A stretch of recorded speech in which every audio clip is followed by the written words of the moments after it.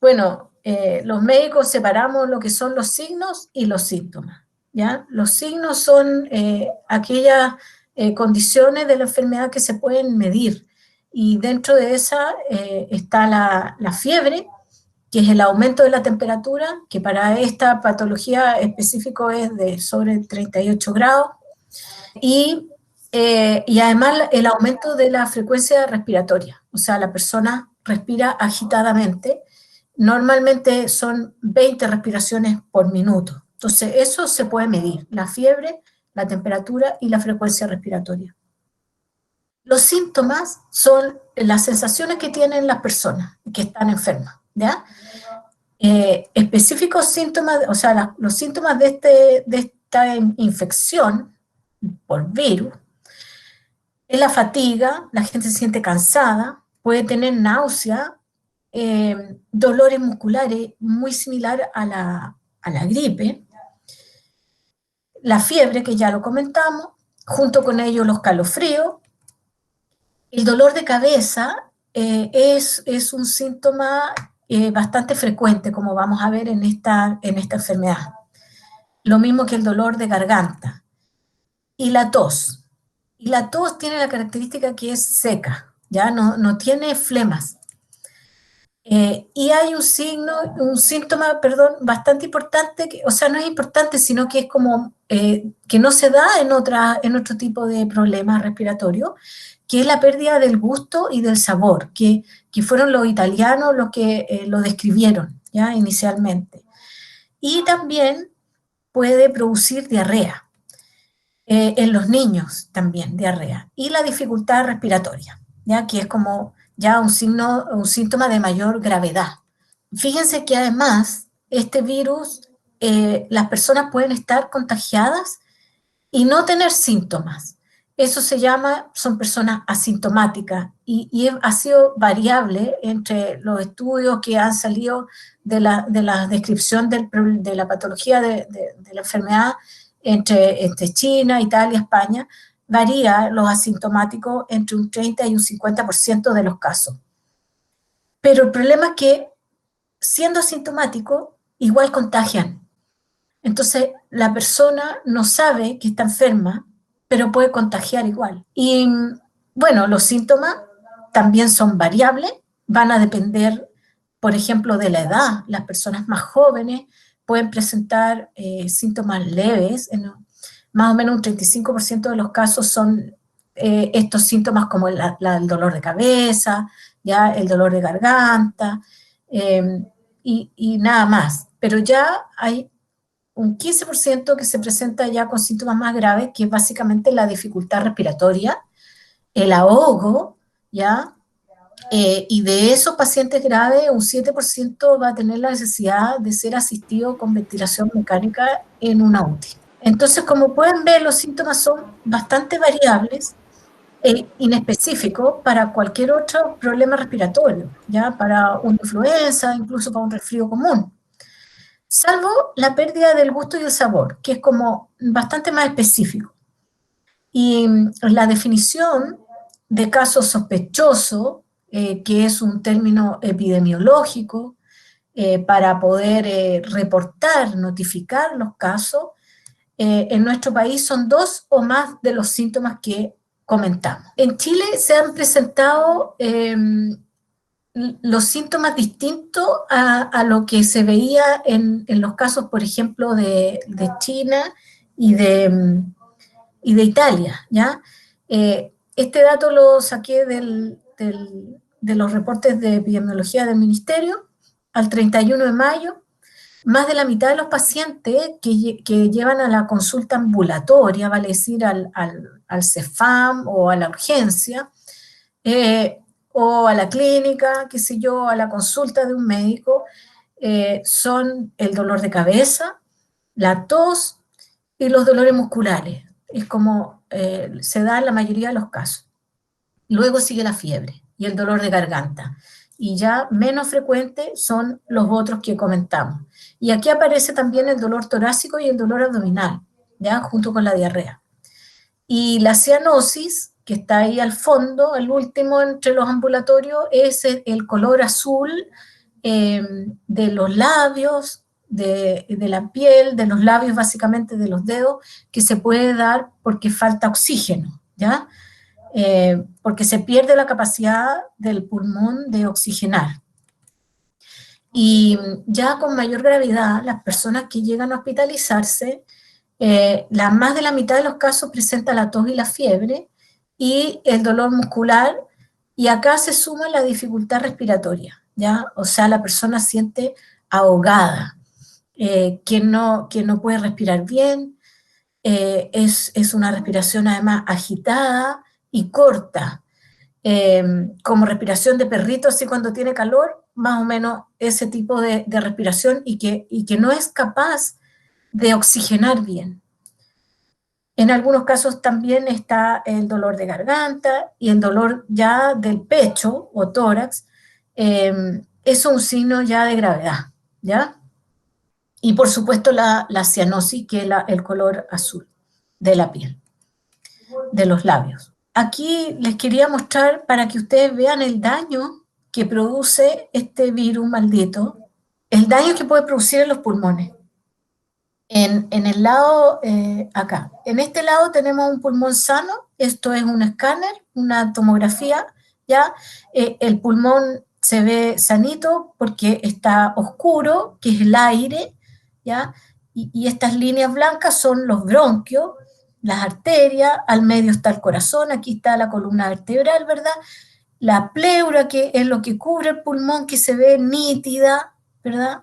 Esto es un pulmón sano. Y a este otro lado tenemos un pulmón con daño por COVID, para que ustedes vean. Se pierde el color negrito, se ve color blanco, que en el fondo es nada más que inflamación, y edema, o sea, líquido, que se produce dentro del pulmón como una reacción a la infección, se llenan de líquido. Y se llena de líquido también alrededor, ¿ya? Eh, en la pleura también se llena de líquido, el dentro del pulmón y todo alrededor, incluso puede haber alrededor del corazón también, ¿ya? Se produce este tipo de daño. Entonces, obviamente, la persona se va a ahogar y no va a poder respirar porque tiene los pulmones llenos de líquido. Otra cosa importante que hay que saber es la línea del tiempo de la enfermedad, ¿ya?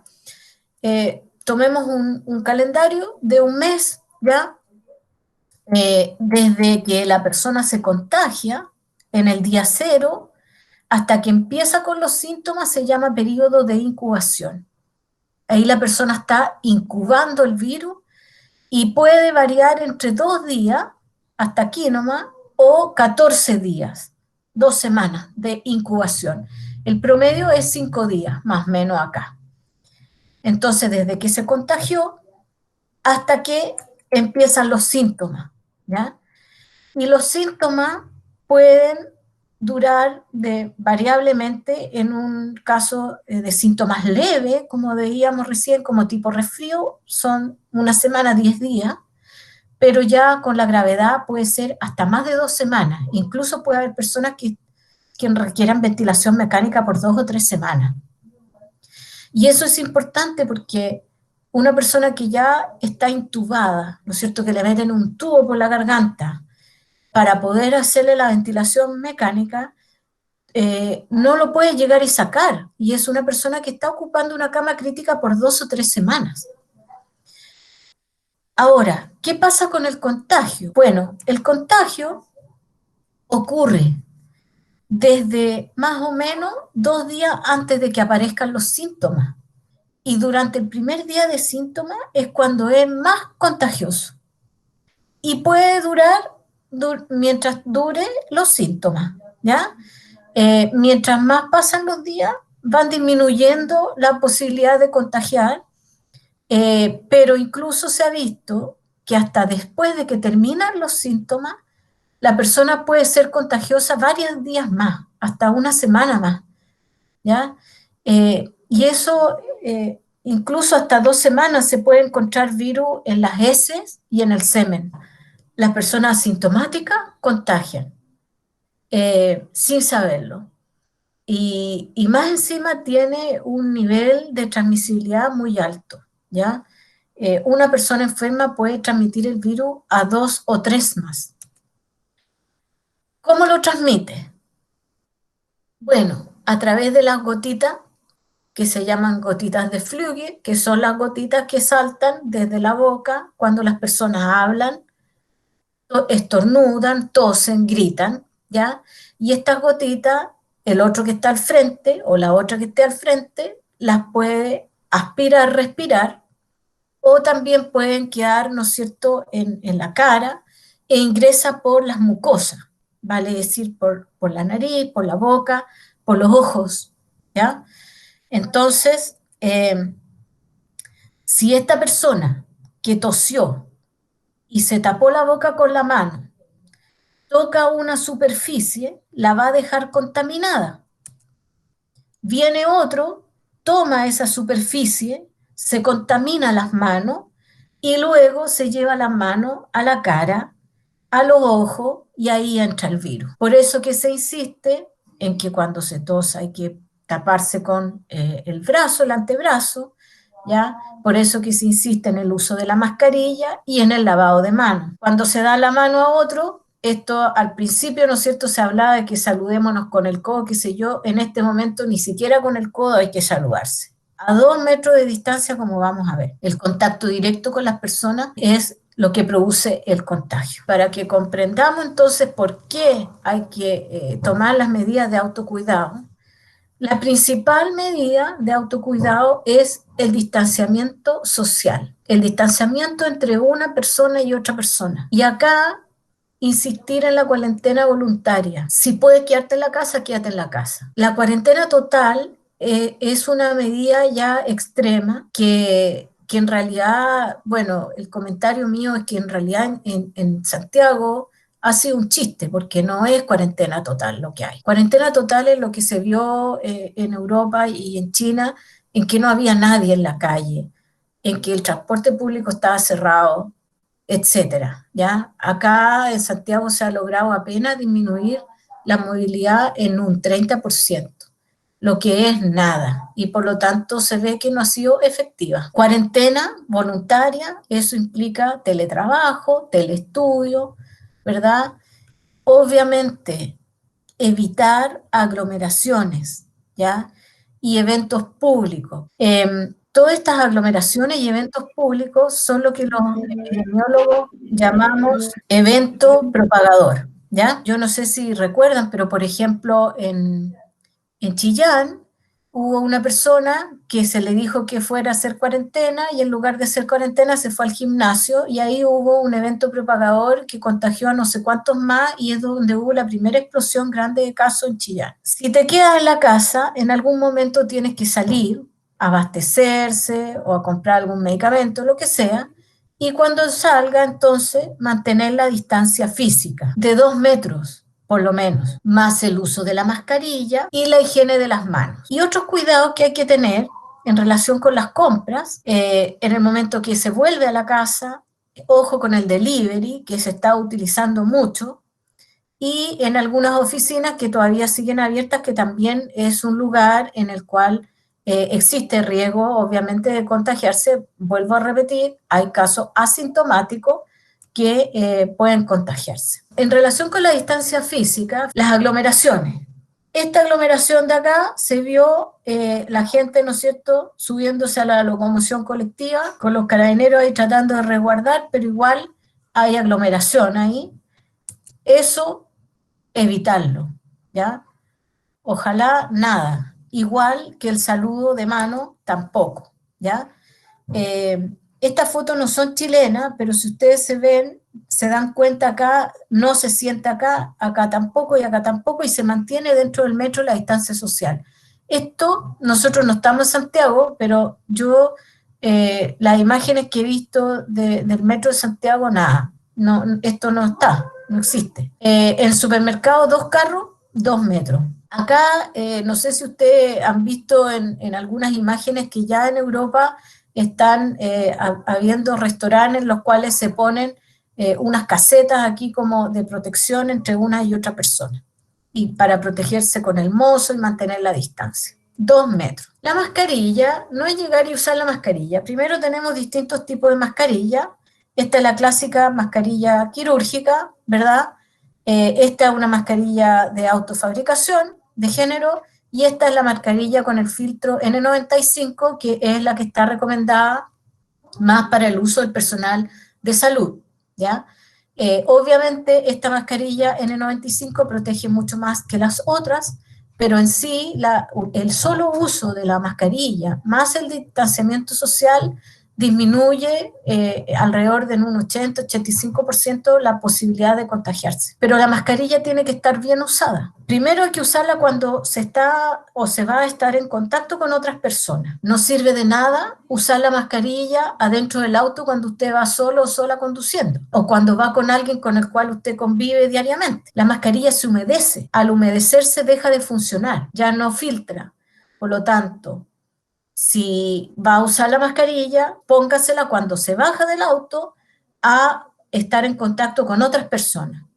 Y cuando se la saca, bueno, cuando la usa, usarla sobre la nariz y boca, y cuando se la saca por la oreja, como está haciendo acá esta señorita. Y luego, si se le suma la mascarilla al este escudo facial, en realidad ahí la protección es bastante máxima, ya cercana al 90%. Acá tenemos ejemplos de lo que no hay que hacer. Y uno lo ve en la calle. Primero que se la ponen de barba, se la ponen acá arriba, simplemente no la usan, la nariz afuera, o la tocan. Eso es un mal uso de la mascarilla. Si ve que la mascarilla se le humedece, hay que cambiársela. Y para las personas que usen mascarilla de género, la pueden andar con una bolsa en la cual la pueden echar, la cierran, ¿no es cierto? Y se ponen otra. Y las mascarillas que son desechables, botarlas a la basura. No dejarlas por ahí encima, porque pueden estar contaminadas. Pasamos entonces al lavado de manos o la higiene de manos. Fíjense que el jabón destruye el virus, destruye toda la capa que está alrededor del ADN del virus porque es una capa lipídica de grasas. Por lo tanto, se disuelve con el jabón y chao virus. Es una cosa tan simple como lavarse la mano con agua y con jabón, como decía Pimpón. Si no puede usar jabón porque está en la calle, alcohol gel, también sirve el alcohol y también sirve el cloro. Yo no recomiendo el uso de guantes. Los guantes dan una sensación de falsa protección porque el virus, si usted tocó una superficie contaminada, el virus queda más tiempo en el guante que en la mano. Y las personas igual tienden a tocarse la cara con los guantes puestos. Por ejemplo, ahí está la señora con la mascarilla tocándose la cara. Mal, ¿verdad? Este otro con guante y con mascarilla tocándose la cara. O sea, el guante, la verdad que no es recomendable. Sí, lavado de manos, ¿ya? Es fundamental. Existen baños públicos, usted puede andar con el jabón líquido, qué sé yo, y lavarse la mano. A veces no siempre hay jabón en los baños públicos, pero sí se puede, hay agua corriente y se puede lavar las manos. El lavado de manos tiene que ser un lavado de manos eficiente, largo, para los niños pequeños que se lavan las manos mientras cantan cumpleaños feliz, con el agua corriente y con jabón. Primero las palmas, luego los dedos y entre los dedos, luego en la parte de atrás de las manos, los pulgares, las uñas y las muñecas. Todo eso pasándose el jabón en una mano y en otra. Y luego se enjuaga y se seca, ojalá con toalla desechable. Frecuentemente, ojalá cada 20 minutos, si está, por ejemplo, trabajando en una oficina o qué sé yo, en la calle, igual alcohol gel a cada rato, y cada vez que toque algo que posiblemente pudo haber estado contaminado. Si tiene que salir a comprar, usar la mascarilla o escudo facial o las dos. Y mi recomendación personal es las toallitas con cloro para ir limpiando las superficies que se van tocando antes de tocarlas. Al volver a la casa, los zapatos.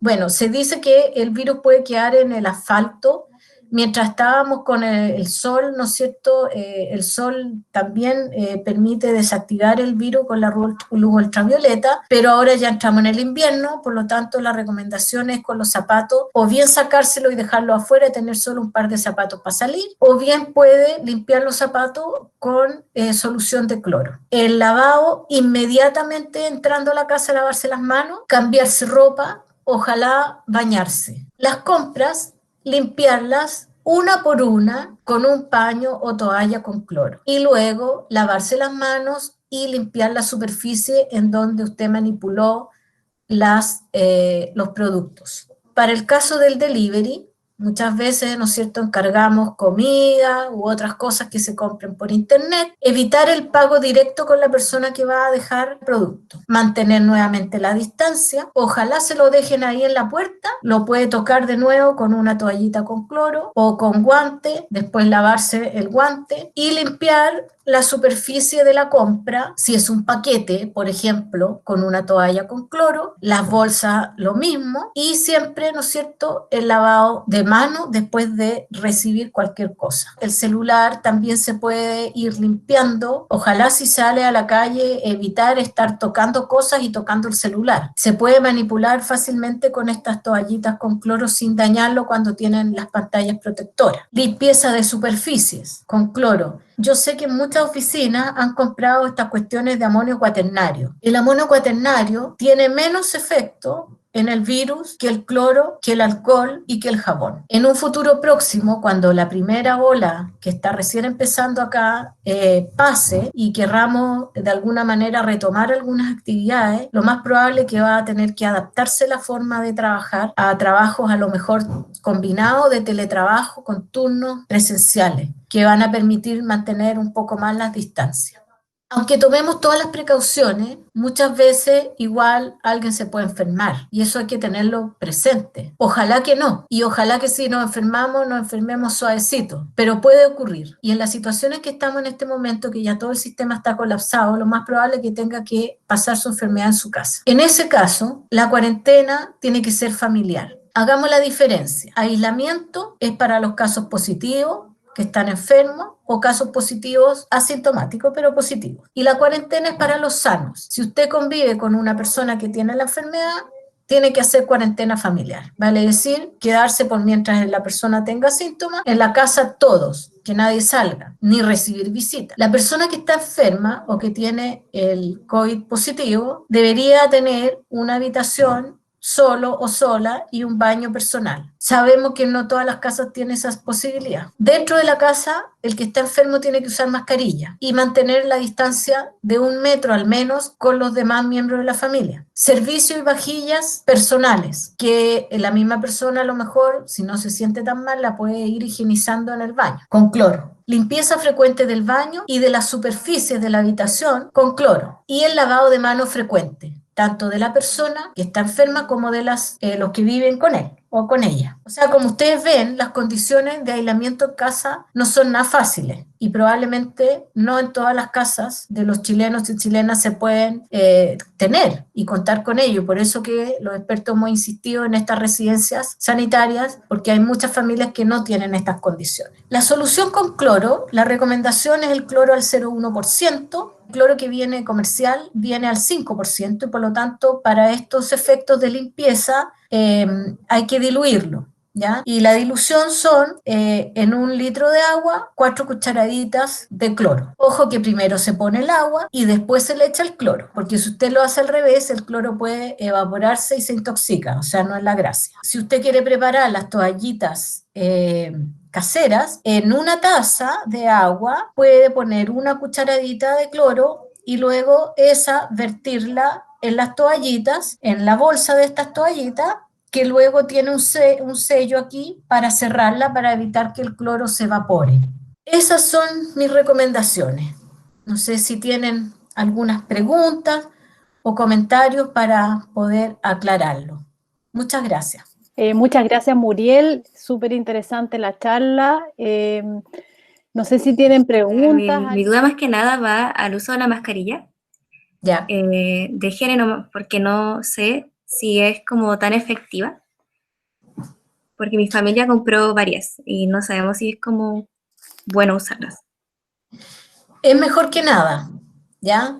La efectividad es menor que las mascarillas quirúrgicas y obviamente menor que las de N95 que protegen, filtran un 95%.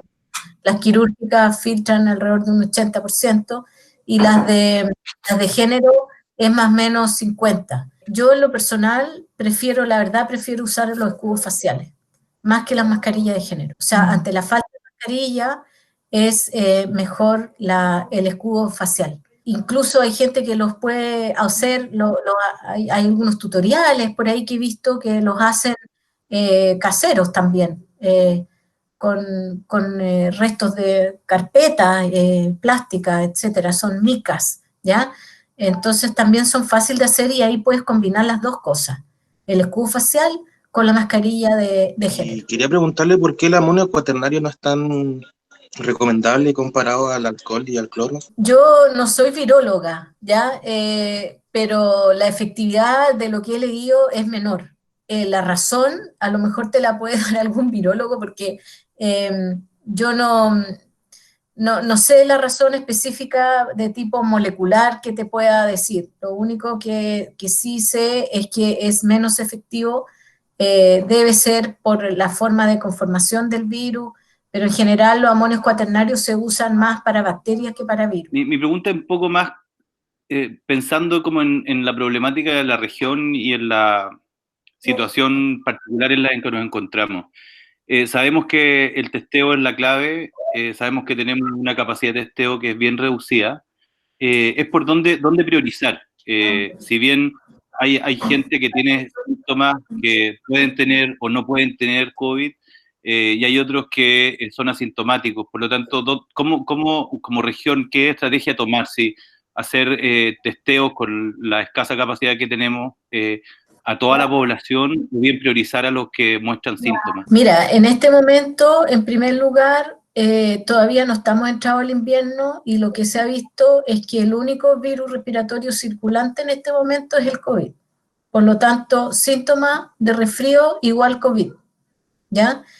Y en general se están haciendo los exámenes con el foco a los casos sintomáticos. Con la nueva definición de caso probable, todas aquellas personas que son contactos directos de un caso y que tienen síntomas pasan a ser caso probable y no es necesario tomarles el examen para ser notificados, ¿ya? Entonces ahí ya tienes una cantidad de casos que se dejan, pero sí yo recomendaría hacer el examen, además de los casos sintomáticos, a los contactos asintomáticos de casos conocidos, porque eso te permite aislarlos y hacer las cuarentenas familiares antes de que se expanda el virus fuera del clúster familiar, que es lo que ha estado ocurriendo. Ahora, si una persona llega muy grave, con síntomas de COVID, lo más probable es que sea COVID, igual desde el punto de vista diagnóstico el médico va a querer tomarle el examen, y eso se entiende,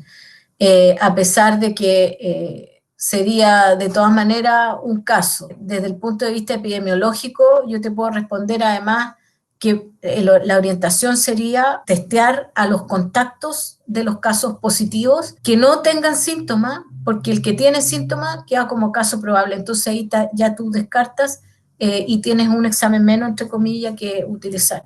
Pero sí a los sintomáticos y a los contactos no sintomáticos y por supuesto a los que llegan ya graves. Mira, tengo dos preguntas. La primera es si conoces o sabes de algún estudio que hable de los productos traídos por delivery, pero en relación a comida, ¿ya? No sé si habrá algún estudio de contagio por alimentos preparados en otro lugar. Y la segunda pregunta es quizás contarnos a dónde recurrir a hacerse el test en caso de tener síntomas leves. El virus no se transmite por comérselo, pero sí por el empaque. Entonces, por eso yo insistí en que cuando recibes algo, tienes que recibirlo con cautela y desinfectar el empaque y lavarte las manos. Sacar inmediatamente, a lo mejor botar a la basura el empaque y lavarte inmediatamente las manos. Pero la comida en sí no se transmite por comer. Si tú tienes síntomas leves, quédate en tu casa. Ahora, en esta situación que todavía tenemos en la región, atención más o menos normal, puedes acudir a SAPU, CEFAM, consulta privada, etcétera, y es el médico el que tiene que en el EpiVigila hacer la notificación, y con ese documento que te dan, ¿no es cierto?, o con la notificación realizada que aparece en el EpiVigila con todos tus datos, recién ahí puedes ir a tomarte el examen a donde el médico te derive, que son los lugares de toma de muestra de examen, que están en los hospitales y en algunos de los centros de salud familiar de la comuna, en este caso tanto de La Serena como Coquimbo. Ya sé que hay uno en las Compañías, creo que el otro está en el Cardenal Caro, y en Coquimbo en la Covico, en Tierras Blancas. O sea, hay varios lugares que ya están habilitados como centros de tomas de muestras. Pero te tiene que el colega derivar una vez que está notificado en el EpiVigila. Si no está notificado, no te van a tomar el examen. Quiero preguntar si realmente es recomendable lavar la fruta y la verdura con cloro, porque la fruta y la verdura está expuesta al contacto en la feria, la gente manipula, toca la palta, está madurita, etcétera. Si es conveniente o no lavar todo ese tipo de cosas con una solución de cloro. La fruta es más fácil porque después tú la pelas y qué sé yo, no pasa nada. Son las verduras verdes lo que puede un poco dificultar, porque sobre todo cuando estamos en cuarentena queremos que nos dure, y el problema es que si tú la mojas, te dura menos. Entonces, ahí la recomendación es con gotitas solamente de cloro, poner las hojas verdes a desinfectar, y en el caso de la fruta, con el paño o la toallita, ¿no es cierto? Una vez que, luego que le dejas actuar al cloro unos minutos, 5 o 10 minutos, los puedes sacar las hojas verdes, escurrirlas, enjuagarlas, para sacarle el cloro, los remanentes además que puede venir con tierrita, qué sé yo, y se secan.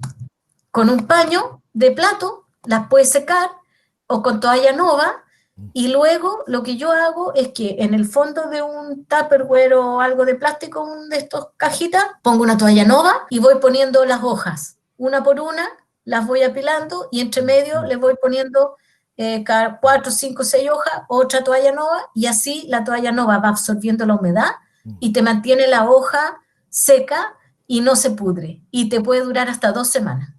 ¿Hay más o menos establecido cuáles son los primeros síntomas como para estar en alerta?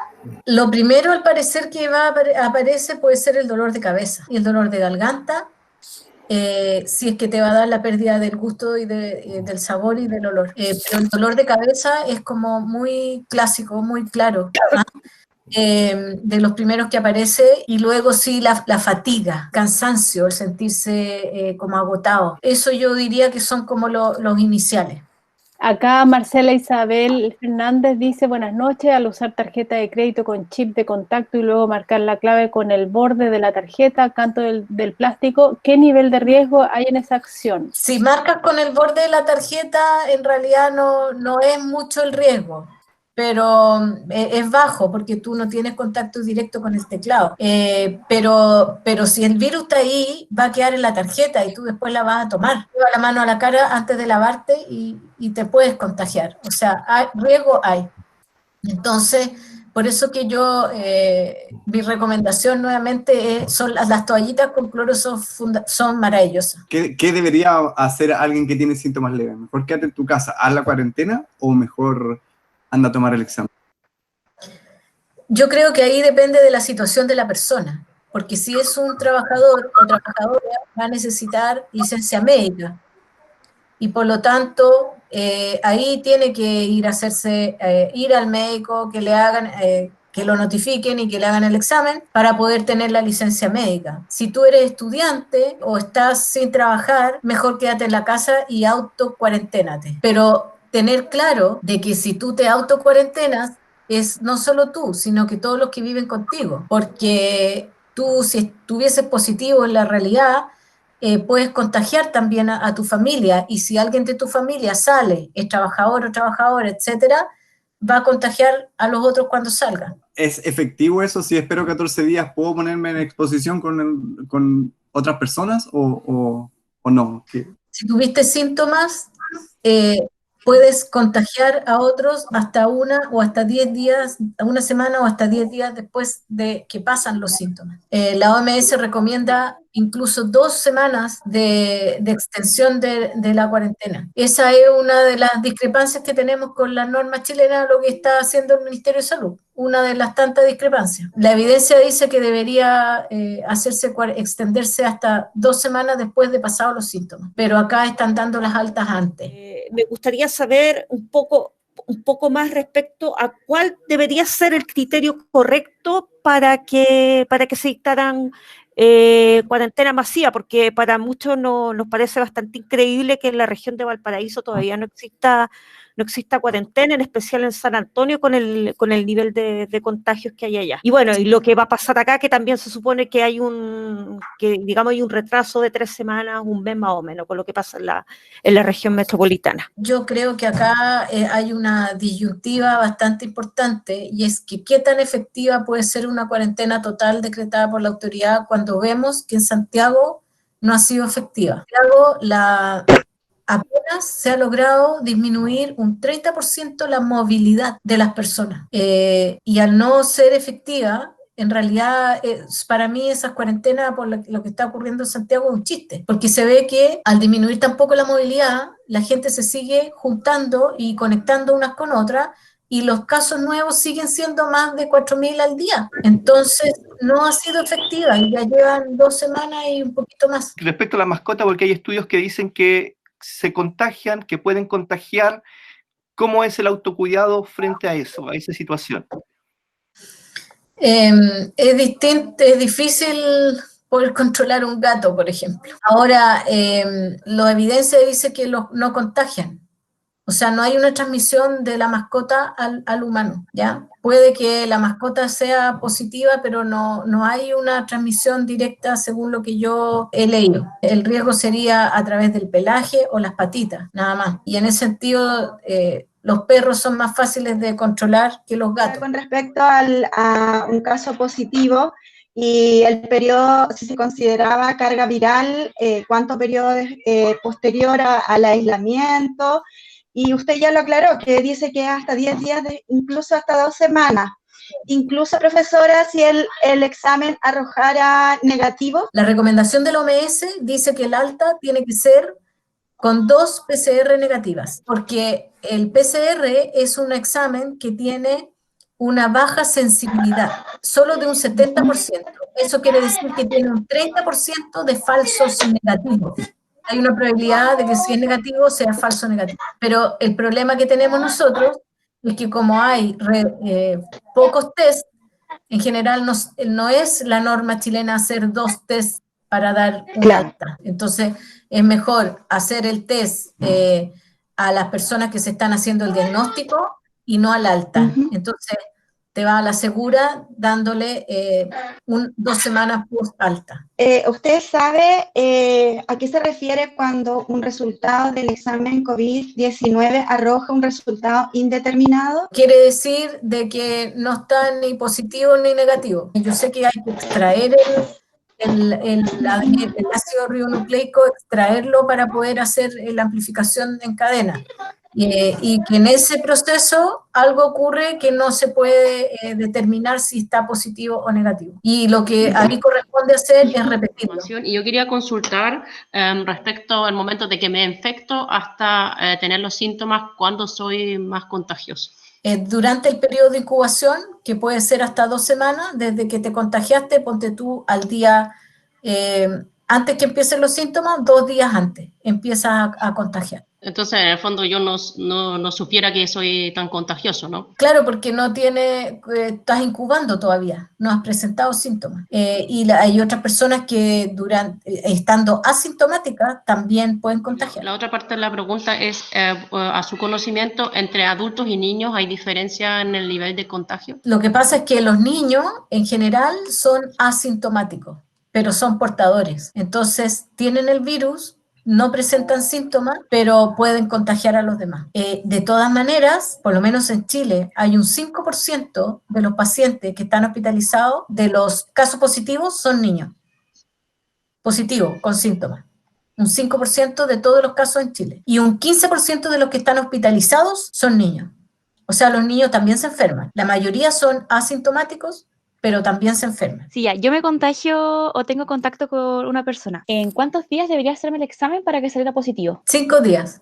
5 días como mínimo. Entonces, si me lo hago en menos, ¿podría arrojar un falso positivo? Negativo. Ah, ya. Gracias, doctora. Haciendo un resumen de todo lo que nos ha comentado doctora Muriel, entendiendo que la guerra contra el coronavirus es multifacética, no hay una sola solución, sino que es un conjunto de cosas. ¿Cuál sería lo que habría que hacer que impacte más de todas las cosas que se pueden hacer a tu criterio? Lo que hay que hacer es lo que hemos dicho desde el principio, que es el trazar, el hacer el seguimiento de cada caso positivo, hacer el seguimiento de contactos y cuarentena y aislamiento. Porque el virus es muy contagioso y se va produciendo, como va aumentando, es con clústeres familiares. El grupo familiar se contagia, alguien de ese grupo sale, contagia a otro, su grupo familiar se contagia.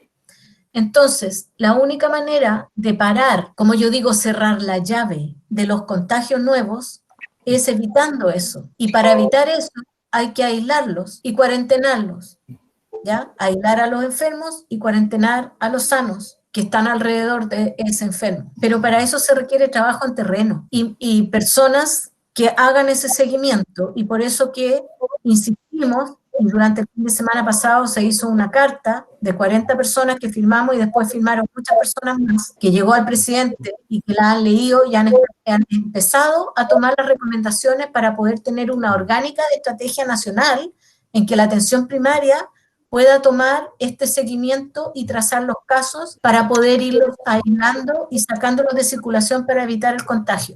Esa es la forma. Y eso es lo que se hizo en los países que fueron exitosos en controlar la epidemia.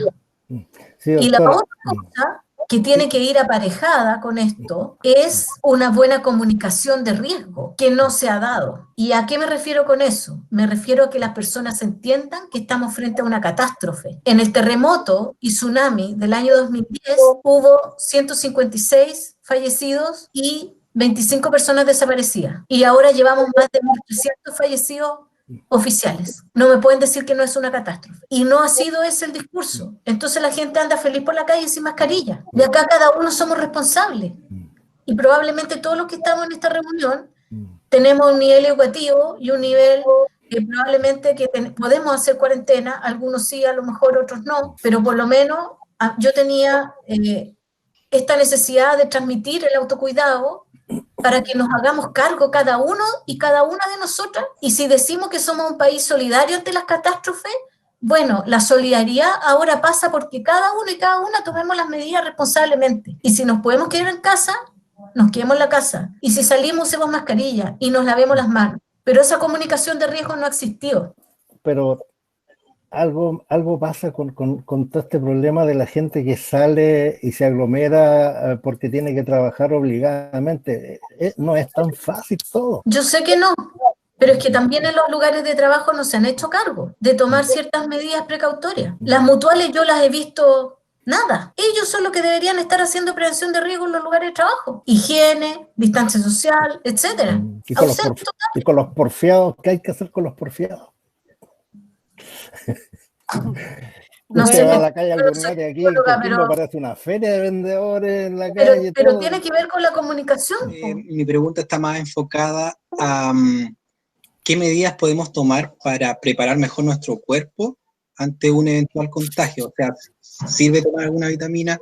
¿Sirve dormir bien? Leí por ahí. No sé qué más podríamos decir. La nutrición es fundamental.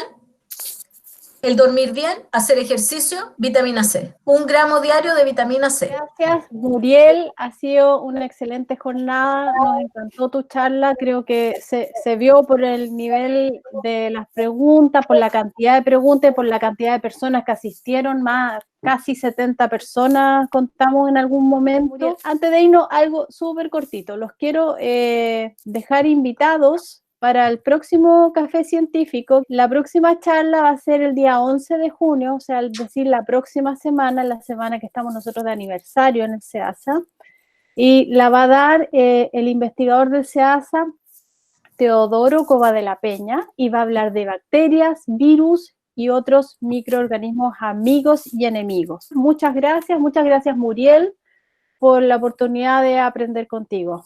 ¿Ya? Gracias, Buenas Claudia. noches.